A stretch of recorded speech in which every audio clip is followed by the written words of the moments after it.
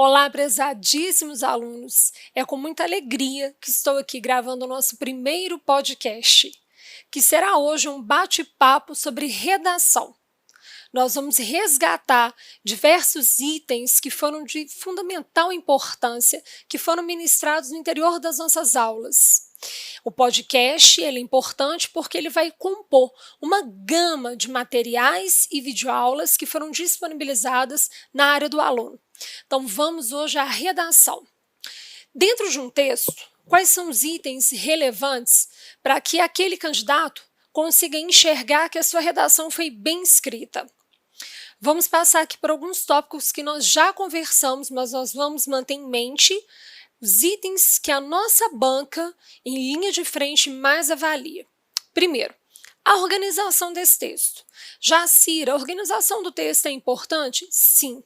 O que a banca tem é um contato prévio ali com a sua redação no aspecto macroestrutural. Então, o que seria esse aspecto macroestrutural?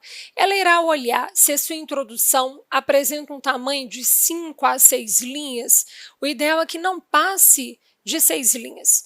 Porque a introdução ela tem que ter uma relação de apresentar o tema de forma imediata, sem trazer à tona unidades que possam trabalhar ali o desenvolvimento em si do texto.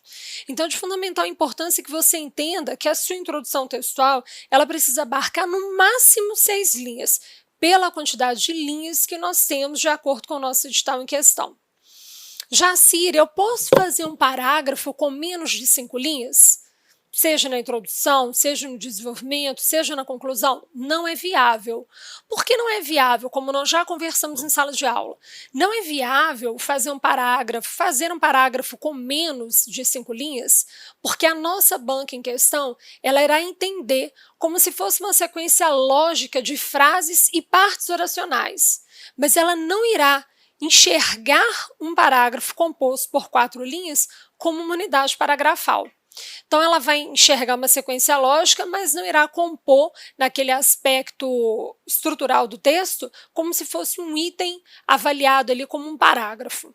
Então, a banca já começa por aí observando a redação e enxergando o seguinte: meu candidato, ele apresentou um tamanho condizente com a necessidade da redação, com a necessidade que compõe o aspecto macroestrutural de um concurso público. Então, o ideal é o quê? A nossa introdução ela tem que ser feita de forma direta. Como eu já disse em sala inúmeras vezes, abrir a introdução do texto com um tema. Abrir com um tema.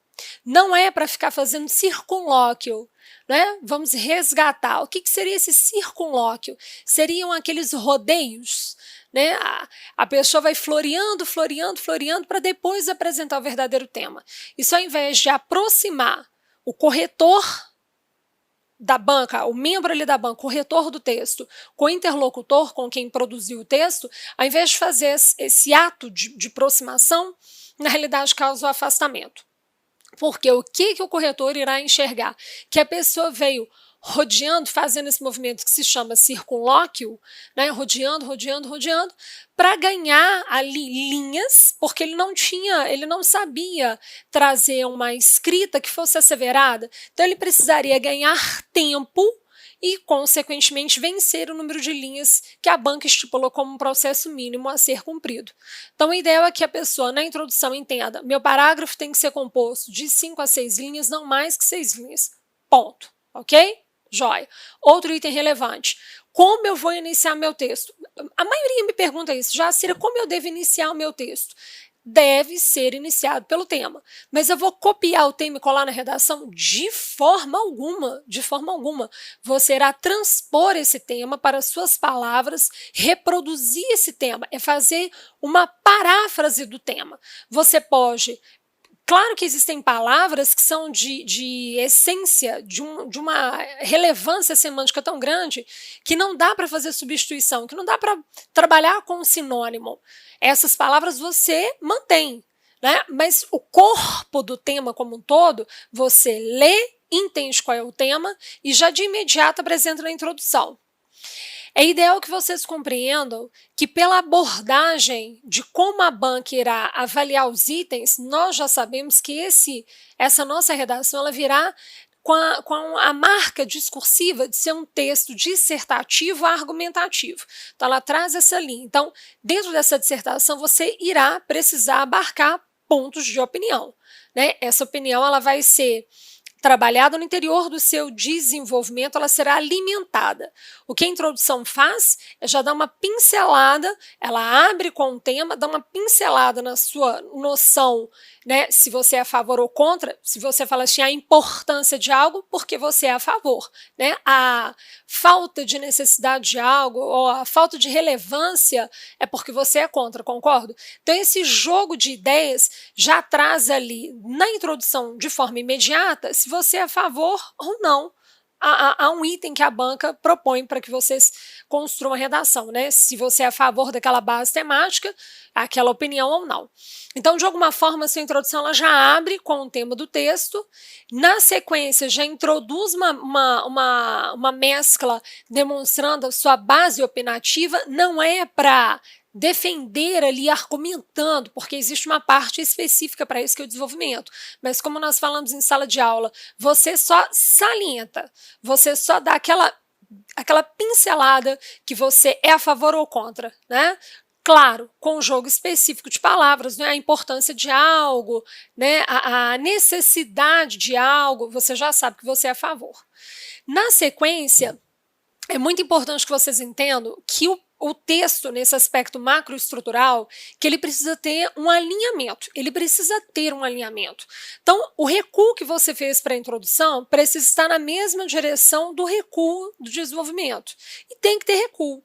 Inúmeras redações, quando as pessoas constroem essa redação ou com um recuo muito acentuado, a ponto da redação começar como se fosse lá no meio da folha, praticamente, ou com um recurso tão simbólico, um recuo, na realidade, tão simbólico, que a pessoa não observa, não evidencia que ali é um parágrafo. É necessário nós termos uma noção estética desse recuo, a ponto de que o corretor veja que é um recuo de parágrafo, mas sinta também que você não quis ganhar espaço com isso e, consequentemente, diminuir a quantidade de linhas que você teria para escrever. É uma medida de equilíbrio. Dentro da estrutura textual, então nós conversamos aqui sobre o aspecto macro. Jacira, uma pergunta que vários me fazem. Jacira, posso colocar título no texto? Devo colocar título no texto? Vamos refrisar. Título só se coloca se for solicitado pela banca. No nosso edital, não houve solicitação. Se não há solicitação, eu ainda tenho mais 2 locais para conferir, né, no dia da prova. Quais seriam esses 2 locais? Se ela não me cobrou no edital, vou localizar onde? Vou olhar onde? Naquela parte instrutiva, que determina o que o candidato precisa fazer. Escreva seu texto com caneta esferográfica azul, com caneta esferográfica preta. Ali naquela parte de direcionamento pode vir incluso o pedido, né? Dê um título ao seu texto. Ou, pertinho do tema, naquele texto, que é um texto motivador, vem lá escrito lá embaixo. Ao produzir o seu texto, dê um título a ele. Se a banca te pede título, esse título ele precisa ser retirado não do tema. Qual é o grande erro que as pessoas cometem? Eles retiram um pedaço do tema para virar o título. O título fica relativamente pobre, né? Ele fica um título à mercê de uma avaliação negativa pela banca, porque a banca enxerga que o candidato não teve criatividade o suficiente para criar um título. Claro que ele não vai inventar um título do nada, mas esse título, se a banca solicitar, ele precisa ser retirado da conclusão do texto, justamente para que ele consiga abarcar o que foi defendido, o que foi articulado pelo produtor textual, mas que ele não caia na mesma articulação que os demais candidatos, para que a partir do título, para que esse título já seja um diferencial na análise desse texto. Então, todo título ele tem que ser retirado se a banca solicitar. Só se põe título se a banca pedir. Se solicitar, né, e ela não pode solicitar numa parte e negar na outra. Tá? Então, se ela solicitar em uma dessas frentes, você utiliza o título. Se não solicitar, não utiliza. Aí haverá linha 1, você já começa de imediato fazendo ali o recuo e começa a escrever seu texto, tá? Vamos aqui enxergar o seguinte, quando esse título é pedido, ele tem que ser extraído da conclusão, não se coloca ponto final no título. Um dos erros, assim, Um dos erros mais frequentes é quando a pessoa vai lá e coloca ponto final no título. Título não é tema, é o nome que se dá ao texto. Por isso até não existe obrigatoriedade de se produzir um texto e ter a necessidade de colocar título. É só nós pensarmos em várias outras bancas que utilizam textos, né, para embasar a prova, e em alguns desses textos não tem título, tá bom? Então o título não é um critério exigido, não é um critério assim que já faça parte do seu texto, que tem a necessidade de vir dentro do seu texto. Você só coloca se a banca solicitar. Ok. Vamos aqui a outras unidades que nós já conversamos no interior das nossas aulas. Vamos continuar batendo o nosso papo aqui. Jacira, posso colocar unidade figurativa no meu texto? Não. Não pode, não pode. Bato o pé com vocês e peço a vocês encarecidamente que não coloquem. Posso colocar alguma medida figurativa, alguma figura de linguagem, alguma linguagem figurada? Não, não. Ah, Jacira, mas se eu quiser falar assim para dar ênfase e colocar entre aspas? Não, não, não. A banca, ela é muito criteriosa em relação a isso. Então, ela vai olhar a pertinência vocabular. O que seria essa pertinência vocabular? Se a pessoa utilizou vocábulos que fossem condizentes com a malha discursiva do texto, vocábulos que fossem condizentes com a especificidade discursiva, ou seja, com um texto que é dissertativo, no qual a impessoalidade tem que vir em primeira mão. Então, não se coloca nenhuma palavra de sentido figurado. Quando você traz alguma palavra de sentido figurado, você automaticamente quebra, você invade, você atropela a relação da impessoalidade. Você quebra essa linha discursiva que é abarcada sobre a impessoalidade. O que seria essa impessoalidade? Eu vou dar a minha opinião, mas eu não vou invadir o texto. Eu não vou me apresentar no texto. Quando eu dou minha opinião, eu faço de conta que eu sou porta-voz de um grupo de pessoas. E aquela opinião que eu tenho, várias pessoas comungam da mesma opinião que a minha. O que eu sou ali é apenas um porta-voz desse grupo. Então, nada eu penso, eu faço, eu acredito, eu pondero, não, né? Pondera-se, pensa-se, indaga-se, porque é de acordo com o quê? De uma forma mais genérica, para que as pessoas sejam ali representadas dentro da sua escrita. Então, quando você traz alguma medida figurativa, a primeira coisa que você, de alguma forma, quebra é justamente esse primeiro princípio de um texto dissertativo, que é a garantia da impessoalidade. O que é impessoalidade? A ausência de marcas individuais. Então, aquela escrita, ela não pode apresentar nenhuma marca que identifique, né? Por exemplo, a origem da pessoa, ou a idade da pessoa, ou enfim, alguma marca que demonstre de onde essa pessoa vem, quem ela é. O texto ele tem que ser produzido de forma ali impessoal. Ele não é imparcial, porque é um texto dissertativo argumentativo, você vai dar opinião, mas de forma impessoal. Então, pondera-se a necessidade, acredita-se, né? Vai de forma geral. Então vamos aqui pensar, quando você diz assim, existem estruturas que às vezes as pessoas não observam, mas são unidades figurativas. Quer ver um exemplo? O Brasil, no cenário em que se encontra, o Brasil não está em um cenário, o cenário é medida figurativa. O Brasil, na perspectiva em que se encontra, o Brasil, na vertente em que se encontra, no matiz em que se encontra, matiz é uma palavra masculina, então tudo que vem fazendo concordância com ele abarca essa noção masculina, né, ao contrário de vertente que é feminina. Enfim, existem palavras que vocês podem utilizar para dar essa noção ampla, para dar apoio à escrita, sem que você tenha ali uma medida figurativa. As pessoas estão à margem da sociedade. Quando você fala que as pessoas estão à margem da sociedade, o que você cria ali de novo é uma articulação que diz assim, olha, a margem, o que seria essa margem? Margem é uma margem de caderno, uma margem ali, o curso do Rio tem uma margem, entenderam? Então, assim, a margem no seu sentido literal, no seu sentido verdadeiro, não é a margem da sociedade, seria um processo figurativo. Então, é ter cuidado, nós devemos ter cuidado com essas unidades.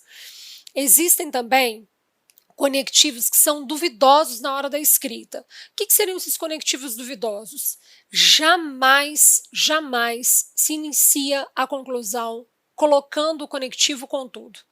Quando você abre a conclusão do seu texto e coloca contudo, automaticamente o que significa? Que você negou tudo aquilo que você apresentou, porque o contudo, ele é um conectivo que traz processo de adversidade. E nas redações de concurso público, os conectivos devem ser usados em seu real valor.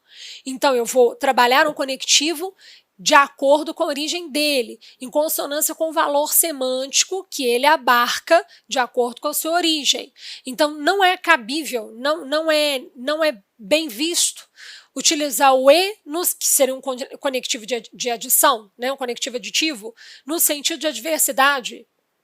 Usar o porém num sentido aditivo? Não, a banca não quer ver isso. A banca quer que você consiga empregar os conectivos em seu real valor, de acordo com a sua base, de acordo com a sua origem.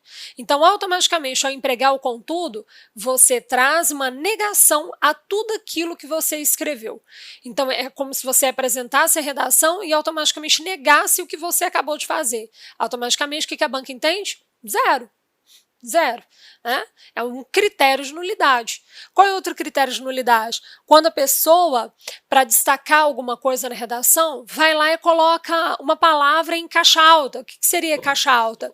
Aquela palavra que fica toda maiúscula, né? Ela fica toda maiúscula. Para dar aquele destaque, vai lá e coloca entre aspas, a banca já entende. Isso é marca de identificação do candidato.